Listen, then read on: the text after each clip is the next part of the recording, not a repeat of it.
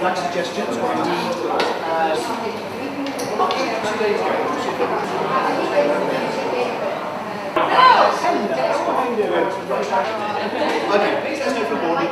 Well, my name's Simon. I'm from Thirsty Meeple's Board Game Cafe in Oxford.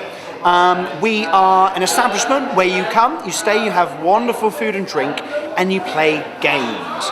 We have talented games gurus whose job it is to recommend and teach. So you come in and you say, I really like Monopoly, but I want to play something new. Or we really want to work together to overcome a problem. Or I love word games. What would you suggest? And it's our job to recommend the games, get you playing fun stuff, and teach you the rules, because sometimes it's quite tricky to get going with these things. So it's nice to be able to have someone there to get you going quickly. And that's what we're doing here tonight.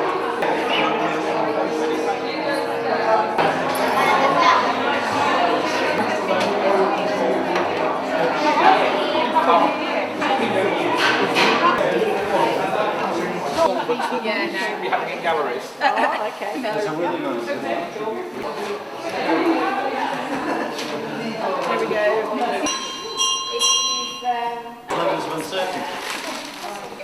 I'm Jack. I'm helping organise some pervasive games at the Herbert tonight for one of the Herbert Lates. We're just doing two. One's sort of complicated past the parcel, and it's designed to get people talking to each other, because we get lots of people come in groups but they might not know each other. And the other one is sort of testing people's knowledge of the collections of the Herbert, and they're both very low-key, just easy, simple games. So the one about the Herbert, we've got just big maps, and there's lots of little facts written on them about some of the objects, but half of them are true and half of them are lies, so people just guess. And when they've guessed a few of those, they can put some on themselves, so they try and put in a truth that's going to fool other people thinking they're a lie, and they're going to put lies which sound convincing. And you just get the credibility of fooling people, that's it. These prints tell a story. They tell a story of my mother and her parents from their time when my mother was born in 1915 in a small East Prussian town. It's now a part of the Soviet Union, well, part of Russia. It's a small enclave between Lithuania and Poland. It's quite a difficult place to go and visit. And Tilsit, where she was born, is now known as Sovietsk. And I would like to visit it one day. I gather there's very little left standing. All the images in these pictures come from the archive, with a few exceptions. Where I couldn't find them, I tried to photograph the new version, and where I couldn't find that, I had to steal them. So if you want to come a little closer, this is a postcard to their address in Tilsit, and other pieces here. And this is a bit of family silver that I still have. Now, I thought I was just putting in a bit of family silver, but I came and heard somebody else giving a lecture on my work here, and they talked about the class implication of showing a piece of silver. So I thought about that, and I thought they were probably right, because actually, of course, as a doctor, he was a relatively affluent member of the community, and they did have objects like this, although I suspect many of them came from my mother's family as part of her sort of dowry. So they lived in Tilsit. It was a very difficult place to live if you were a Jew. You could be as respected and as good a doctor as you like, but there was anti-Semitism was rife, and they decided in 1924 to leave for Dresden, where they had family, which is about 1,000 miles away. It's a big journey. There's a map over there that shows you, Rosie, the curator's made, that shows you the distance. So they arrived in Dresden, which at the time was a flourishing city. It was enjoying a time of calm prosperity before the problems of Deutschmark and before the rise of National Socialism.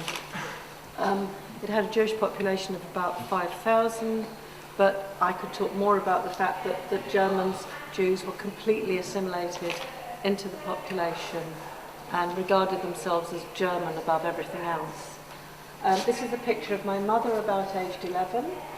This is a picture of Pragerstrasse, which was the most famous street, like the Bond Street of Dresden. This is a contemporary picture of Dresden, but it's of the iconic skyline. And this is a picture taken from the suite of works over there of Conrad Felix Müller. Felix Müller was an expressionist painter who lived and worked in Dresden in the early years, part of the later Brooker group, and he was a close friend of my grandparents. And he drew my mother and my grandmother and my grandfather, and we have various items of his work. We don't know whether they were done in exchange for dentistry or whether my grandfather bought them or how it worked, but the family acquired them. My mission is to pass this parcel to the first person to beat me in a staring contest.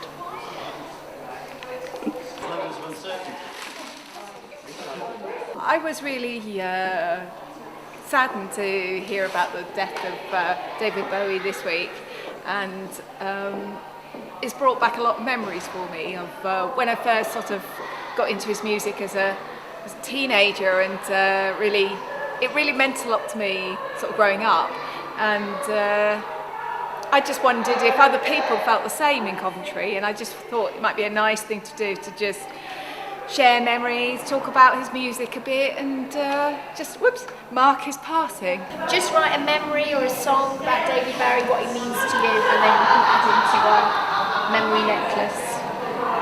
This is Trap Street. It's another immersive game. It's a floor plan of the galleries upstairs, and downstairs we've got the same again, floor plan of the galleries downstairs, and introduced into the floor plan are statements about various exhibits.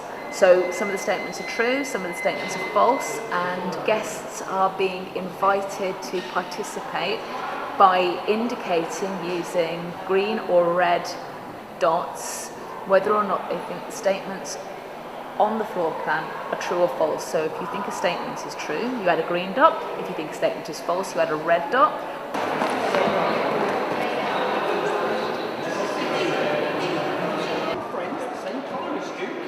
Find a majority. So, this is a social game involving a bomber and a president, two teams, red team, blue team, and they're in two separate spaces. The idea is they're going to exchange hostages, and at the end of 3 rounds, if the bomber is in the same room as the president, the blue team, the presidential team, lose. If they're in separate teams, the blue team win and the red team lose. And in about 30 seconds to a minute, we're going to do an exchange of hostages. You can see who's in charge of the other room. You don't get to see what team they're in or indeed communicate. But the point of this transaction is the hostages cannot be changed. How many do we get? Just the one. Yeah. So they know who they are, right? Yeah. All right, hostages. Hostage. Who's the hostage? Come this way. Hostage, hostage, hostage. Oh, hostage! All right, so you go that way.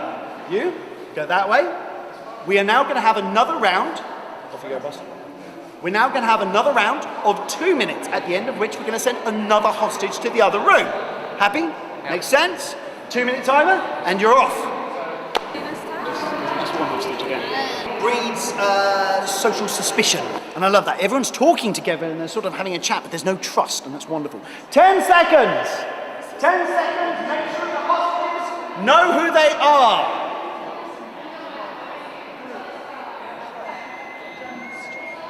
Done! Stop! Cease! Alright, both rooms, bring it up, bring it in, everyone, absolutely everyone, the lot, because we're done, that's the game, we're finished, just about. So come forth, absolutely everyone, come on. So keep it separate though. So, hostages, you know who you are, you swap. Is it? I'm so sorry. It's just not very being batted back and forth. So, President and Bomber, put your hands up. Oh, did we just make the worst mistake? Oh! Red team, you won!